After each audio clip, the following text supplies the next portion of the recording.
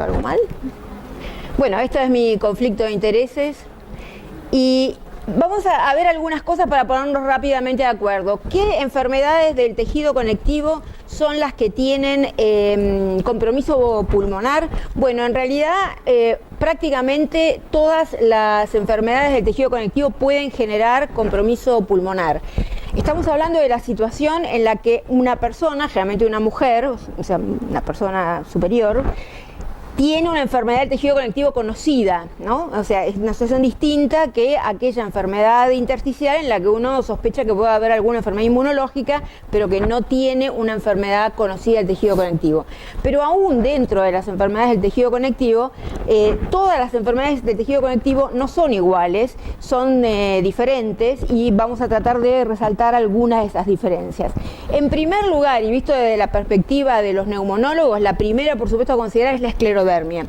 Una enfermedad diferente en muchos términos, una enfermedad que no es tan frecuente como la artritis reumatoidea, pero sin embargo para nosotros va a ser la enfermedad más frecuente porque sí es la que tiene tanta prevalencia de enfermedad intersticial que a los efectos prácticos se transforma para nosotros en más frecuente que la artritis reumatoidea.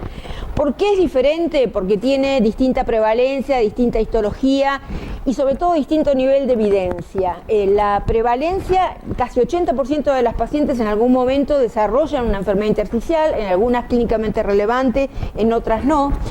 Tiene distinta histología porque más del 85% de las esclerodérmicas tienen una neumonía intersticial inespecífica y esto es muy importante porque es un patrón de mayor benignidad, digamos, y mayor respuesta al tratamiento. Y tiene distinto nivel de evidencia y esto lo vamos a mencionar a lo largo de la presentación porque es más frecuente, porque los pocos estudios que hay hechos de randomizados dobles ciegos se hacen con esclerodermia. Estamos remarcando desde el principio que es una enfermedad distinta a las otras enfermedades del tejido conectivo y sin embargo todo lo que hacemos en las otras enfermedades está extrapolado de la poca evidencia que tenemos en la esclerodermia. Una cosa también muy importante en las esclerodérmicas es que tienen una prevalencia elevada de hipertensión pulmonar con una diferencia marcada respecto de la enfermedad pulmonar intersticial. Todo lo malo que le tenga que pasar a una esclerodermia en el pulmón le pasa dentro de los primeros 3 a 5 años. A tal punto que cuando a uno a veces le pasa que viene a verlo una esclerodérmica que hace 20 años que está dando vueltas, esté bien o mal, no importa cómo esté el resto de su enfermedad, y uno le ve una tomografía alterada. Bueno, si en esos 20 años no le apareció enfermedad, no fue tratada, no hay que tratarla, eso no va a evolucionar. Lo que no evolucionó tempranamente no lo hace, ni va a aparecer, no tiene sentido controlarla. En cambio, la hipertensión pulmonar, por el contrario, tiene más tendencia a aparecer tardíamente y entonces eso sí uno tiene que controlarlo durante toda la evolución de la enfermedad. Hay una situación en la que ustedes van a encontrarse muchas veces. Una esclerodérmica, todo esto que estamos diciendo quiere decir, toda paciente con esclerodermia diagnosticada en los últimos 5 años tiene que tener cada año una tomografía computada de tórax o una DLCO. Ya sabemos que es difícil, ya esa historia la conocemos todos. Bueno, tomografía hay en todos lados. DLCO puede ser un poco más difícil, pero tomografía hay en todos lados. ¿Por qué? Porque la prevalencia es altísima, entonces uno sí tiene que buscarla. ¿Qué pasa cuando yo tengo una capacidad vital normal? Se me complica la historia porque yo digo, bueno, ¿esto es enfermedad clínicamente relevante o no? Normalmente la DLCO es mucho más sensible que la capacidad vital y en cualquier enfermedad intersticial lo que yo me voy a encontrar es que alguien tiene una capacidad vital normal o mínimamente disminuida y tiene una DLCO ya significativamente alterada. Lo clásico, de hecho todos ustedes han visto alguna enfermedad intersticial, es que tenga 78% de la capacidad vital, 52% de la DLCO. Eso es lo esperable. Entonces, en la etapa temprana de cualquier enfermedad intersticial, lamentablemente la DLCO es insustituible, porque además es la única manera de comprobar cuando yo quiera tratar a ese paciente que está enfermo, porque la imagen es una imagen, pero alguien puede discutir, no con demasiada certeza, pero es posible que eso ni siquiera es una enfermedad, es una imagen y nada más. Ahora, ¿qué pasa cuando esa relación aceptable, digamos, de esos 15 puntos de diferencia, por decirlo de alguna manera, entre la DLCO y la capacidad vital está muy exagerada? Cuando yo tengo una tomografía en que no veo casi nada, con una capacidad vital que es normal, pero tengo una DLCO muy francamente disminuida. 38%. Bueno, ahí es donde tengo que pensar en la posibilidad de hipertensión pulmonar.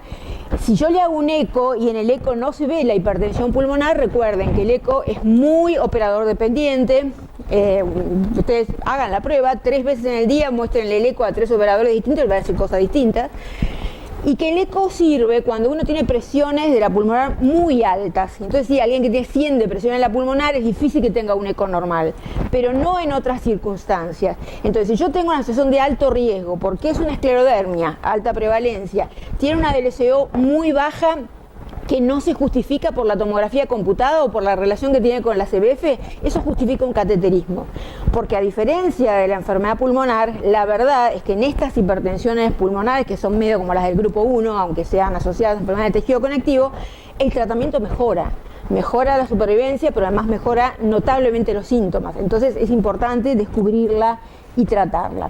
Entonces, la relación es que cuando la CBF y la DLCO, la relación entre ambas es mayor de 1,6, uno está obligado a descartar hipertensión pulmonar e inclusive con un eco normal está justificado hacer un cateterismo. Bien, eso es esclerodermia. ¿Qué pasa con todas las otras? Bueno, las otras son como dicen los hombres, son todas iguales. Vamos a ver, enfermedad intersticial porque hay muchas formas de compromiso, la patología pleural del lupus, la enfermedad de la vía aérea de la artritis reumatoidea, pero vamos a mantenernos en el intersticio. Tenemos las distintas enfermedades intersticiales y ¿qué sabemos de ellas? Que en la R la enfermedad no es infrecuente, puede ser muchas veces la forma de presentación de una artritis reumatoidea. De todas maneras, eso es lo que hace que una FPI rarita, o rarita simplemente porque por ahí parece una FPI, pero resulta que la tiene la doctora, que es joven, bonita, seductora, y uno dice, no, nena, vos no tenés derecho a tener una FPI. Y entonces uno empieza a averiguar y resulta que la tía tuvo una artritis y la abuelita había tenido una cosa que no saben cómo era, pero que le daban corticoides en altas dosis. Entonces uno dice, esto seguramente va a ser una artritis reumatoidea, que en algún momento van a empezar a aparecer otras manifestaciones clínicas o van a aparecer los marcadores inmunológicos. La polimiositis, dermatomiositis, sobre todo en la forma que conocemos como el síndrome antisintetasa, por eso todos los pacientes con cualquier forma de enfermedad intersticial, ni hablar si son mujeres, ni hablar si no están en el grupo de edad de la fibrosis pulmonaiopática, pero aún una persona de edad como el doctor Rizzo y nada más que un varón, si tiene una tomografía computada con una UIP, tiene que tener un antijo, porque tiene la posibilidad de que eso no sea una enfermedad inmunológica, no sea una fibrosis pulmonaiopática, sino que sea una enfermedad inmunológica. En el Sjögren es mucho más infrecuente, lo que más veo, y estábamos hablando de alguno, es la LIP, y en el lupus en realidad hay un viejo axioma que dice cuando una paciente con lupus desarrolla enfermedad intersticial pulmonar, esto es otra enfermedad que no es lupus. Ustedes vieron que los reumatólogos son muy sofisticados intelectualmente, pero tienen la menor idea de lo que tratan. Entonces dicen, cuando tienen más de 4, de 9... Y bueno, y de repente, esta señora, Carmencita, era una lúpica, pero bueno, después en realidad, ahora parece una enfermedad mixta del tejido conectivo y después va a ser una polimiositis. Bueno, una de las cosas que uno le hace sospechar que la paciente está virando el diagnóstico, que en realidad nunca fue un lupus, sino que era otra cosa incompleta, es la aparición de enfermedad pulmonar. ¿Qué pasa con el tratamiento de estas enfermedades? Bueno, lo que dijimos antes, en las esclerodérmicas es la única en las que hay evidencia con estudios randomizados doble ciego. Nosotros no somos como los epocólogos, viste, que tienen 8.000 pacientes. Estas son cosas para los very few, son cosas tienen otro glamour, no es la Susana Jiménez. Entonces, son diferentes las esclerodérmicas, lo acabamos de decir. Sin embargo, con todas hacemos lo mismo con las variaciones de adaptación, porque la esclerodermia tiene dos particularidades muy importantes respecto a las decisiones de tratamiento. La primera es que lamentablemente la decisión de tratamiento muchas veces cae completamente en nosotros los neumonólogos, porque hay muy pocas razones por las cuales una esclerodermia requiere tratamiento inmunosupresor. La mayor parte de las polimiositis o de la artritis reumatoidea ya van a estar con tratamiento inmunosupresor por otras razones. Entonces nosotros decimos, bueno, podemos ponernos de acuerdo con la droga, cuál nos viene bien a los dos. Pero en la esclerodermia lo más común es que estén solamente con tratamiento vasodilatador o alguna dosis bajita de hidroxicloroquina. Entonces tirarle ciclofosfamida o rituximab depende exclusivamente de nosotros y que consideremos que la enfermedad pulmonar lo justifica. Y la otra diferencia es que las esclerodérmicas jamás deben recibir dosis altas de corticoides. No pueden recibir más de 10 miligramos día, inclusive hay estudios que han publicado que aún dosis tan bajas como 10 miligramos día son un factor de riesgo para lo más grave que le puede pasar a una esclerodérmica, que es la crisis renal que la lleve a la insuficiencia renal crónica irreversible. Entonces, teniendo en cuenta la enfermedad intersticial de esas otras, tenemos que tener en cuenta que los datos de eficacia son muy limitados y que, siendo realistas,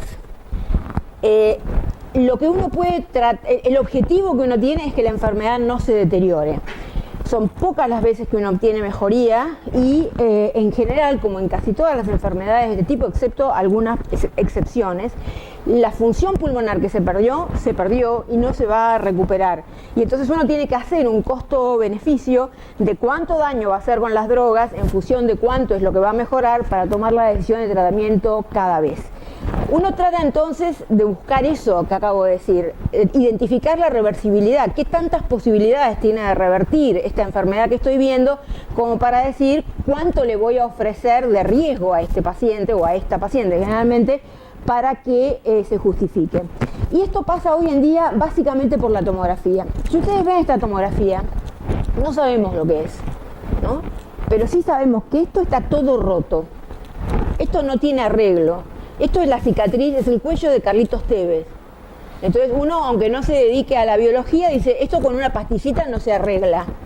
Entonces, si está en el contexto de una enfermedad del tejido conectivo, este es un tema que no está en realidad decidido en la literatura, pero al día de hoy, y creo que una cosa de sentido común, tiene un FAN de 1 en 5200, con anti-CCP positivo, con artritis, o sea, tiene una enfermedad inmunológica activa, sí, yo le voy a dar realmente inmunosupresor, pero no voy a seguir escalando, porque yo por esta razón no voy a seguir, puedo tener otras para hacerlo, pero por esta razón no voy a seguir escalando, porque la verdad que yo no tengo expectativas de que esto mejore. Ninguno de ustedes espera que los 56.000 millones de dólares que se fueron del Banco Central regresen, ¿no? Entonces todo lo que uno quiere es que no siga saliendo, quisiera, porque parece que no está sucediendo. Si uno tiene una cosa en el medio, dice, bueno, parte de esto puede revertir, pero si yo tengo esto, ustedes acá tienen un pulmón normal, esto es virus melado puro, esto es potencialmente reversible.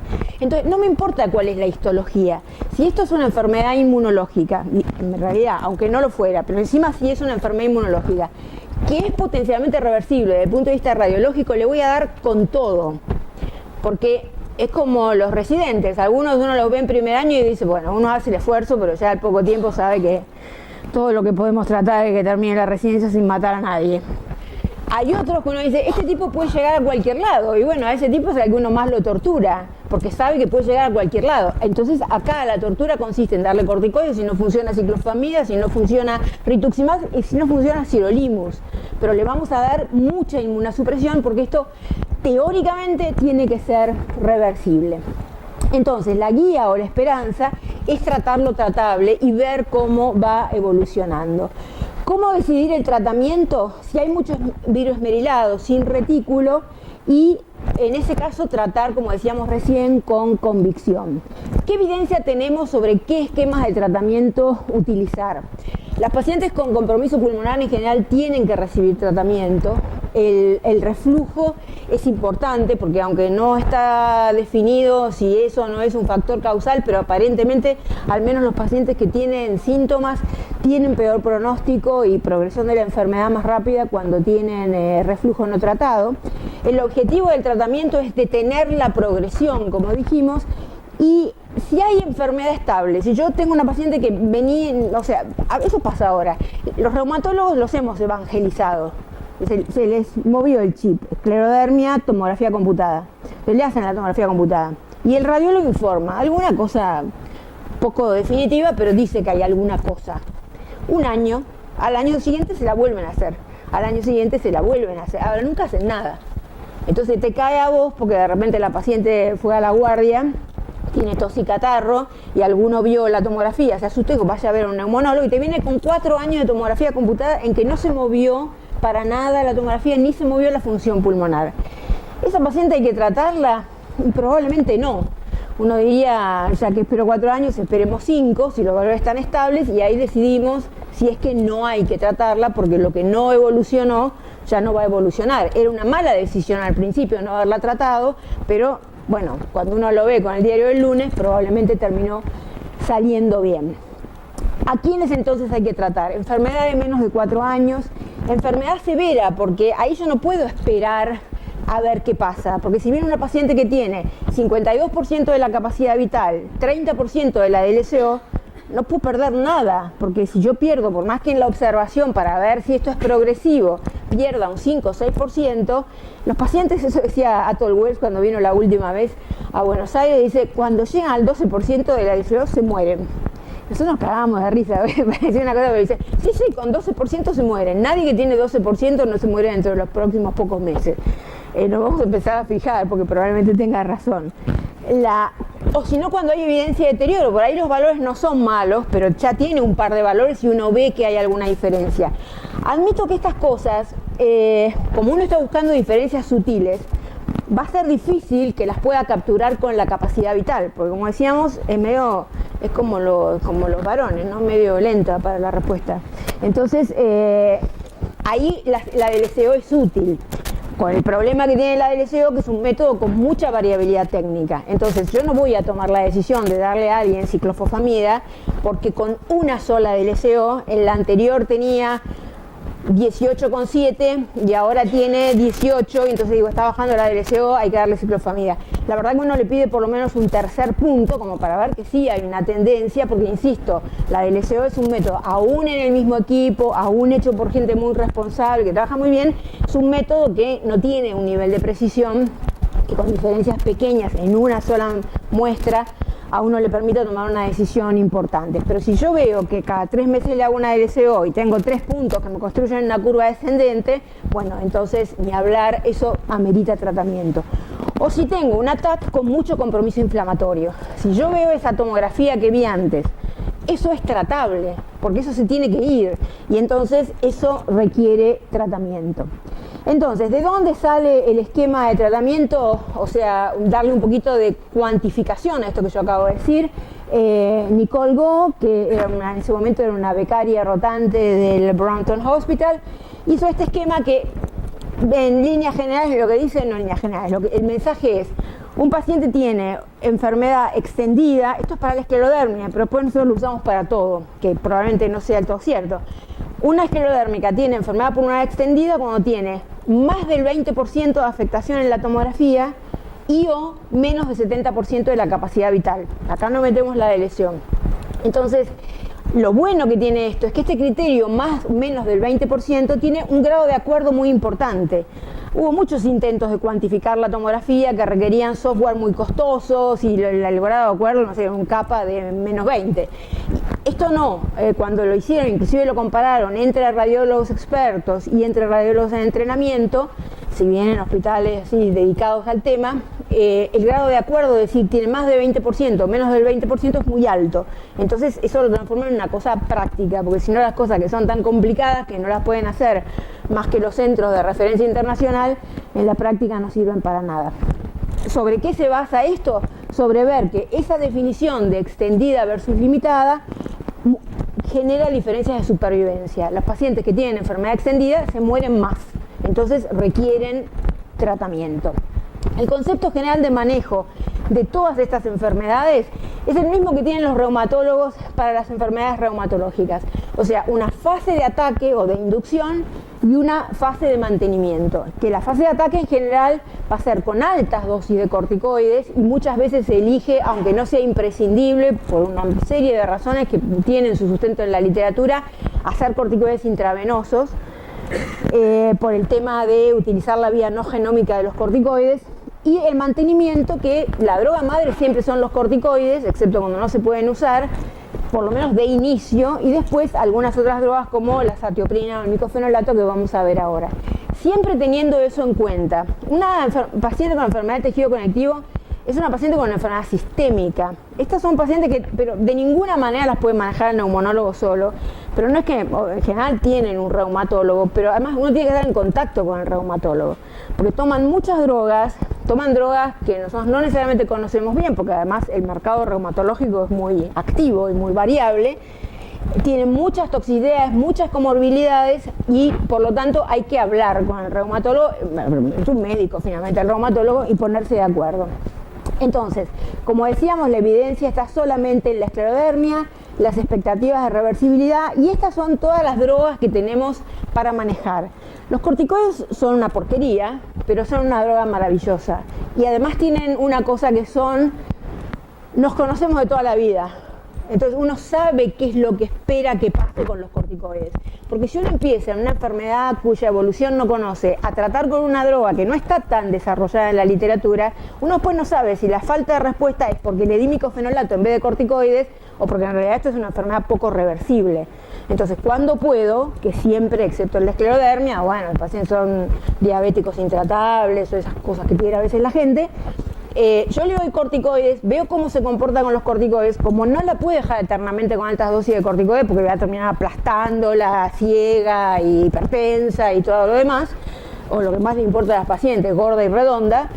Bueno, entonces ahí sí considero la posibilidad de usar drogas alternativas. Entonces, los corticoides, como decíamos, no hay que usarlos en altas dosis. Y no tienen mucho nivel de evidencia. Hace muchos años la Cochrane trató de hacer durante 3 años consecutivos una de sus revisiones Cochrane sobre la utilidad de los corticoides, primero en fibrosis pulmonar, después en enfermedades intersticiales. No pudo hacerlo porque no había ningún trabajo que cubriera los criterios de elegibilidad de la Cochrane. La ciclofamida es una droga sumamente utilizada en las enfermedades reumatológicas. Hay trabajos que demuestran su utilidad en las enfermedades del tejido conectivo con compromiso pulmonar. La verdad que el único randomizado doble ciego, es el que se publicó en el New England para la esclerodermia. No es una droga tan tóxica, tiene la desventaja de que se administra, o sea, es mucho menos tóxica como se administra por vía intravenosa, y entonces requiere la pequeña logística de hospital de día, colocación de una droga, por lo cual es de uso, en general hay uno trabaja o con los reumatólogos que tienen armado su boliche, es uno de sus principales orígenes de ingresos, o con, si uno está en un ambiente hospitalario, con el hospital de día de oncología, que la mecánica es la misma, igual que la de la quimioterapia, explicándole bien a los pacientes que esto no es quimioterapia, porque después se impresionan cuando van y ven otros pacientes que por ahí están un poquito menos bien. Este es el trabajo pivotal, como le gusta decir a los oncólogos, que demostró que la ciclofamida es útil. Demostró que la ciclofamida producía en esclerodermia una diferencia de capacidad vital al año de 2,53%. O sea, tampoco es que uno espera resultados tan espectaculares. Con pocos efectos adversos y con también cambios en la piel. Pongo siempre este slide con las conclusiones de ese trabajo en inglés, porque vieron que en las conclusiones la gente trata de meter en el poco espacio que le dejan usar cosas para convencerte de que lo que está diciendo es así. Y estos tipos directamente en 3 líneas, esto es útil, mejora la supervivencia, mejora la disnea, mejora el score, no mejoran más. Pero hay que saber que las diferencias fueron pequeñas. Ese trabajo fue con ciclofamida oral, entonces después sacaron los británicos un trabajo en que lo reprodujeron con ciclofamida oral, intravenosa, que es lo que se usa más siempre en cualquier enfermedad porque tiene mucha menos toxicidad, y reemplazándolo a los 6 meses, porque en general no se debe hacer más de 6 dosis de ciclofamida, reemplazándolo con azatioprina, que es un inmunomodulador mucho más tranqui, pero también menos efectivo que la ciclo, demostrando que 2 años de tratamiento permitían mantener la función pulmonar durante el tratamiento. Esto es como la función pulmonar mejora, pero cuando uno suspende la ciclofamida se mantiene estable un tiempo, después empieza a empeorar. Cuando uno le agrega azatioprina, eso permite mantener en la mayor parte de los pacientes la evolución. Después se hizo el trabajo de Tashkin, que es muy famoso. Este tipo también es un inglés muy chiquitito, medio grande. Y lo importante de esto es más o menos lo mismo, o sea, un diseño diferente, con un tiempo más prolongado, no aparecieron efectos adversos nuevos, y entonces lo que se usa en general es darle dosis bajas de corticoides, estamos hablando, recuerden, de esclerodermia, con ciclofamida en pulsos, y después reemplazar otros 6 meses por azatioprina. Cuando empieza a aparecer el micofenolato, los reumatólogos son de amores fáciles. Vieron que cambian del etanercept al tocilizumab y del tocilizumab al pembrolizumab. Claro, cada uno tiene su atractivo geográfico, ¿no? Atenas, Londres, New York. Los primeros estudios, la verdad que nosotros decíamos, no vas a... Hay enciclofamida, un estudio randomizado, doble ciego, bien hecho, estas son pacientes que se mueren de esto, no jodamos, porque el micofenolato había mostrado ser útil, así, de una forma muy robusta, en la nefritis lúpica, y uno decía, bueno, esto ni es nefritis ni es lúpica, no confundamos. Pero pasó un poquito el tiempo después de estos estudios, que eran estudios bastante pequeños. Este es un estudio muy famoso, es un grupo de gente toda muy famosa. Fishers, el reumatólogo, Kevin Brown, Dubois, Frank, son todos tipos así, como dirían algunos, de la Premier League. Pero estos son de veras buenos. Pero era un estudio observacional, sin ninguna... que a mí me lo hubieran rechazado, digamos, si lo hubiera mandado yo. El hecho es que ahí se empezó a tomar fuerza, pero lo más importante es que ya se publicó esto que yo había mostrado antes del New England, es lo que se llama el Scleroderma Lang Study 1, este es el Scleroderma Lang Study 2, que comparó el régimen habitual de ciclofamida contra micofenolato 2 años, y en realidad no es que le salió tan bien, porque ellos pensaban demostrar superioridad, y fue un estudio de no inferioridad, pero tiene, digamos, la misma efectividad, 3 gramos de micofenolato, 3 gramos son 6 comprimidos diarios, con menos efectos secundarios. Menos efectos secundarios básicamente por menos neutropenia, pero es un inmunosupresor severo. Estas enfermedades se tratan con inmunosupresores, estos pacientes son enfermos serios, no hay que, o sea, si uno tiene un paciente que vive en el ámbito rural, como decía él de su paciente, bueno, de nuevo, midamos riesgos contra beneficios porque por ahí infectarse es una cosa mala en estos pacientes. Y esta droga, a diferencia de los corticoides, los pacientes que están tomando corticoides se dan cuenta que están tomando una basura. Porque les pasan cosas que no son importantes, pero que son muy visibles. Esto, fuera un poco de diarrea, no da. Entonces, te olvidás de que... Y bueno, el tipo tiene 4 días de fiebre y no va a la guardia. Si ustedes no le alertan, y además hay que darles las vacunas, y hay que darles como se dice, la profilaxis para el neumocistis, etc. O sea, son drogas inmunosupresoras de nivel. Entonces hay que tratarlas con un backup de que saber que no es que uno va a tener que resolver las complicaciones, pero que tiene que haber dónde. ¿Qué pasa si todo esto sale mal? Bueno, ¿qué hacemos? Lo que agregamos ahí es el rituximab y ha habido así también, primero publicaciones de poquitos casos. El rituximab está aprobado, es una droga recontra conocida para los hematólogos, es la droga tipo, digamos, ya de la aspirina del linfoma, y los reumatólogos la usan mucho para las vasculitis. El problema que nosotros tenemos es que si bien ya hay literatura suficiente para decir que estas drogas son útiles en estas otras enfermedades, es una indicación off-label. O sea, uno tiene que ser bastante sutil para convencer al auditor. Cuando tiene la paciente una enfermedad de tejido conectivo, por ahí una estrategia es hacerle hacer la receta al reumatólogo, como para que, bueno, no le explique muy bien por qué se la estamos dando, como puede tener otras indicaciones, pero si son idiopáticas, a veces, bueno, hay que... Ahí sí es importante la consulta en un centro de referencia, porque los tipos saben que cuando vienen de determinados lugares las recetas no van a cejar en su empeño hasta el recurso de amparo. Entonces dicen, bueno, mira, que se lleve el rituximab y no joda más. Bueno, entonces, este es el primer trabajo, fue simplemente con 8 pacientes, como siempre, en el Brompton Hospital, pacientes que estaban al borde de la ventilación mecánica y pudieron ser rescatados. Este es el siguiente trabajo, que la tabla la muestro nada más para remarcar que había medio de todo acá: neumonía por hipersensibilidad, neumonía criptogénica, enfermedad de tejido conectivo, etc. Y estos pacientes todos mejoraron, la indicación era función pulmonar en descenso, pese al tratamiento convencional, y todos mejoraron con el rituximab. Algún trabajo lo contradijo. Esto no era el objetivo principal de este trabajo, es un trabajo sobre esclerodermia, pero cuando ellos seleccionan el grupo de pacientes que tenían capacidad vital menos del 70%, los que fueron tratados con rituximab tuvieron mejor evolución de la función pulmonar que los que habían recibido otro tipo de tratamiento.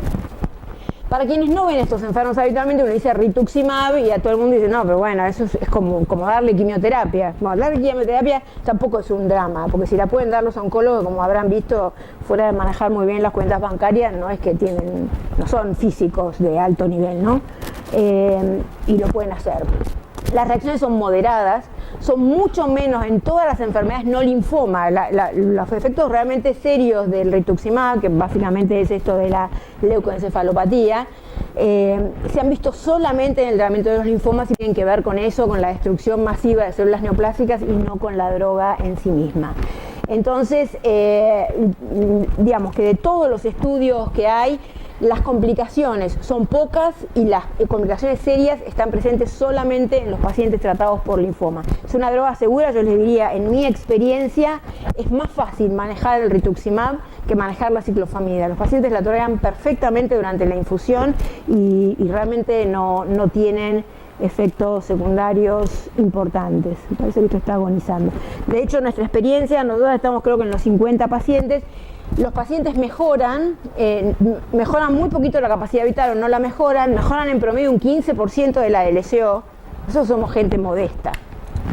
Finalmente, nosotros vivimos en la Argentina, sabemos que mejorar es no caer directamente en el infierno. Así que 15% de aumento de la LCO para nosotros es una cosa espectacular.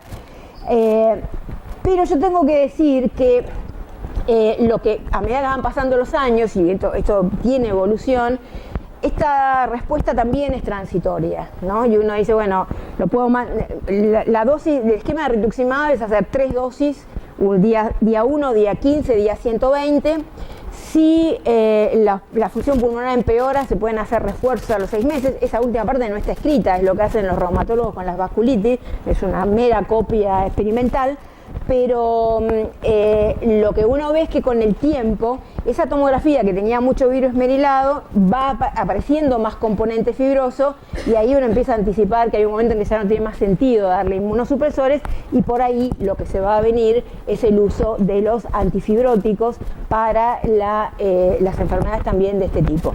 El recital es el estudio que está comparando directamente, que está corriendo en este momento, el esquema de rituximab con el esquema de ciclofosfamida. Bueno, también se ha usado el tocilizumab, es el único de los biológicos que se usa en la artritis reumatoidea que tiene aparentemente algunas expectativas de poder ser útil en el tratamiento de la enfermedad pulmonar por los distintos mecanismos de acción que tiene y ha habido hay un par de estudios nada más con tacrolimus. Son drogas de rescate. Piensen que estas son pacientes jóvenes, pero que sin embargo tienen muy pocas de ellas van a poder trasplantarse porque tienen enfermedades sistémicas, entonces de repente se usan más cosas que las que uno usaría en otros pacientes.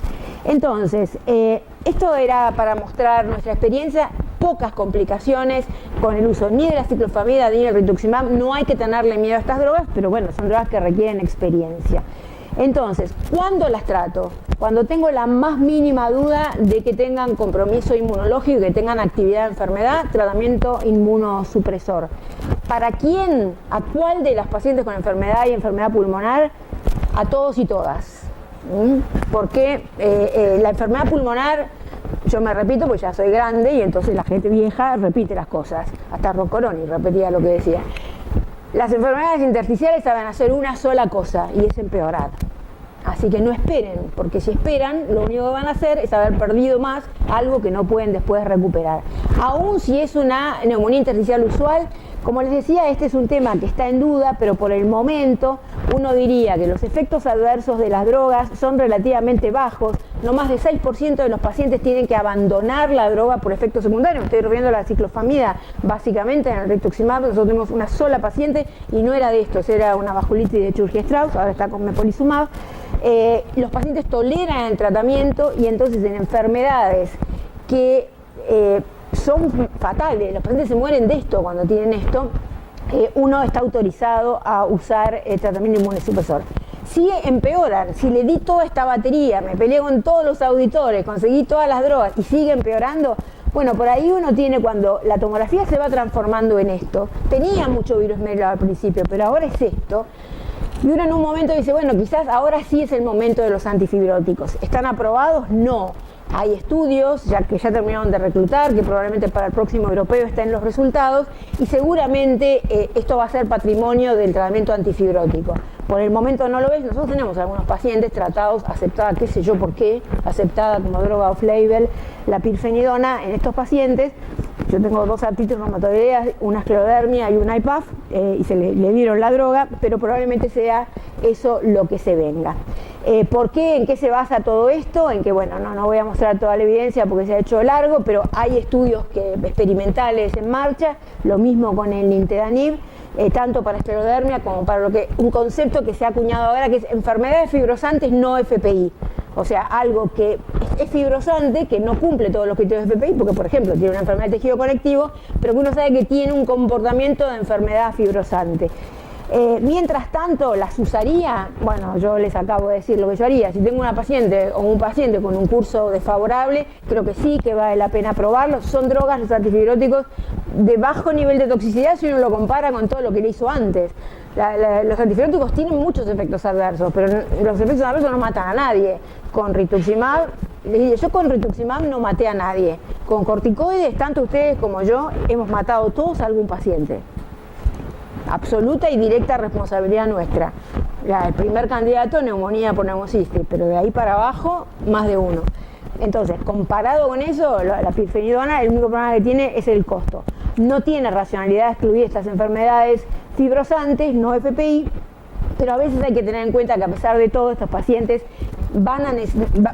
hay un momento que uno sabe que ya esto no es compatible, sobre todo porque son pacientes relativamente jóvenes, con una supervivencia relativamente prolongada, por más que uno todo lo que haga es mantener eso y sea efectivo en mantener eso. Estas pacientes son trasplantables, hay que mandarlas, quizás las que casi nunca se van a poder trasplantar son las polimiositis, porque tienen mucha enfermedad sistémica. Las esclerodérmicas se pueden trasplantar, tiene el problema del esófago con el reflujo, que a veces las excluyen directamente o les operan el esófago para evitar el reflujo, porque si no el pulmón trasplantado se deteriora rápidamente. Entonces todavía hay mucho camino por andar y sabemos poco, pero un poquito ese es el esquema para decidir el tratamiento de estas enfermedades. Muy bien.